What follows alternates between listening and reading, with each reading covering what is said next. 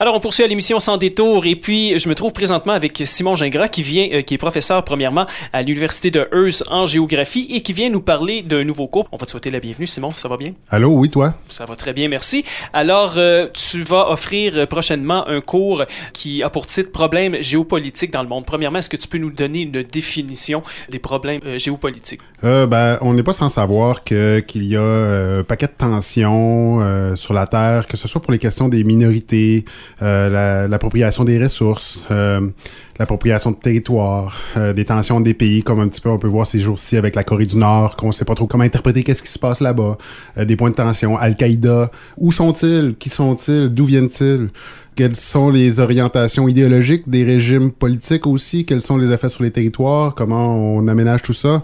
Donc c'est extrêmement large, très interdisciplinaire. Et ça nous aide à mieux comprendre la nature des enjeux et des conflits qui se passent sur la planète. Si on peut tracer un objectif finalement qu'on peut atteindre avec ce cours-là, ça serait quoi? C'est d'être en mesure de prendre une situation, une tension géopolitique quelconque et d'en faire une analyse pour avoir une meilleure compréhension des enjeux. D'accord. Et c'est quoi les sujets exactement qu'on va aborder là, pendant ces semaines de cours-là? En fait, ma réponse va être non traditionnelle, c'est que je vais les établir au début du cours avec les étudiants.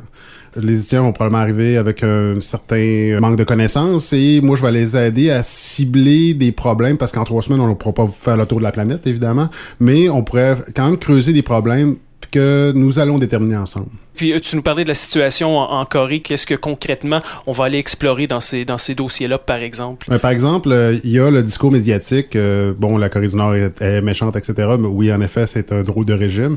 Mais d'où vient-il ce régime-là? Comment se fait qu'il y a 2 Corées du Nord? Quels sont les alliés de la Corée du Nord? Quels sont les alliés qui s'opposent à la Corée du Nord?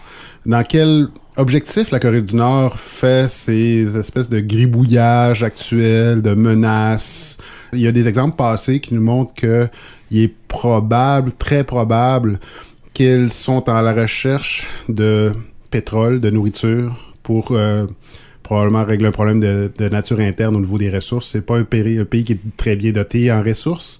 Donc, c'est tout des genres de choses comme ça qui nous permettent d'aller au-delà du discours qu'on nous présente dans les médias, d'avoir une compréhension beaucoup plus profonde. Puis, en géopolitique, on ne traite pas seulement que des pays. Il y a d'autres acteurs maintenant qui sont extrêmement puissants. On parle des multinationales, les minières, les corporations qui, au niveau de l'information, Google, etc., qui traitent d'informations géographiques, qui ont une influence importante sur les enjeux aussi.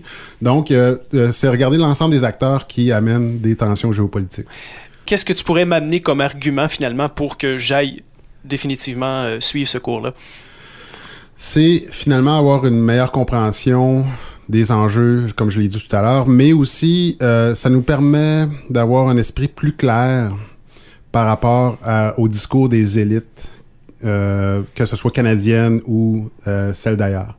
D'après moi, on peut sortir d'un cours comme ça en tant que meilleur citoyen pour prendre des meilleures décisions.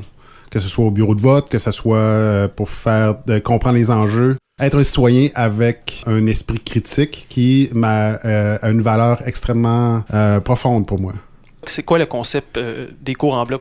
Traditionnellement, à l'université, on peut prendre 4 ou 5 cours en même temps sur plusieurs semaines. Une session, sauf que là, c'est un cours pendant 3 semaines, du lundi au jeudi, de manière intensive. Puis ensuite, on a nos 3 crédits et on a passé le cours, etc.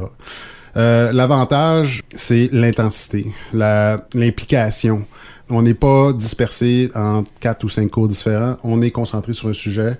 Ça dure 3 semaines.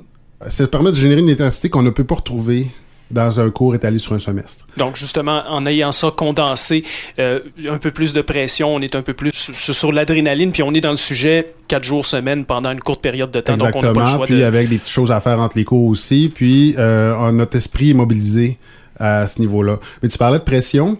L'idée de mon cours aussi, c'est de créer un prétexte ou un contexte dans lequel on doit faire des analyses géopolitiques et des rapports géopolitiques sous pression. On a 3 semaines dans une cellule de crise. Il faut faire de l'analyse et on est les seuls à pouvoir le faire. Donc, moi, je peux pas le faire tout seul. J'ai besoin de l'aide des étudiants. Donc, ensemble, on va construire des analyses en 3 semaines. C'est un petit peu le prétexte que je veux faire pour le cours, pour justement produire sous pression. Ça sera pas si intense que ça va être juste un cours, mais l'idée, c'est d'avoir l'esprit un petit peu d'une cellule de crise puis faire des analyses dans ce contexte-là. Pour des informations supplémentaires sur le cours, pour s'inscrire, par où on passe, par qui on passe? En fait, on passe par Tina Bergeron, coordonnatrice du campus de Kapuskasing. On peut la contacter au 705-335-8561. Le cours dure du 27 mai au 13 juin. On peut s'inscrire jusqu'au 28 mai avec quelques frais de retard, mais d'ici mardi prochain, je crois, le 9 avril, on peut s'inscrire sans délai de retard. Parfait. Et puis, si on veut aller consulter peut-être en ligne, est-ce qu'il y a un site internet ou un endroit où on peut aller voir pour aller chercher de l'information supplémentaire? Oui, en effet, il y a le site web de l'université, www.uhearst.ca, et aussi, on peut chercher Université de Hearst dans Facebook. Il y a une page Facebook et éventuellement, il y a une page Twitter qui va s'en venir aussi, etc. Excellent. Donc, Simon Gingras, professeur en géographie à l'Université de Hearst. Problème géopolitique dans le monde à l'Université de Hearst. Merci beaucoup, Simon. Merci. Je lance une invitation particulière aussi aux personnes un peu plus matures ou âgées qui pourraient être intéressées, qui sont intéressées par l'actualité mondiale, etc. Ce cours-là, c'est un cours de 3 semaines. Et moi, je peux promettre que je vais m'adapter à la clientèle puis on va faire des analyses ensemble. Excellent. Merci beaucoup, Simon. Bonne journée.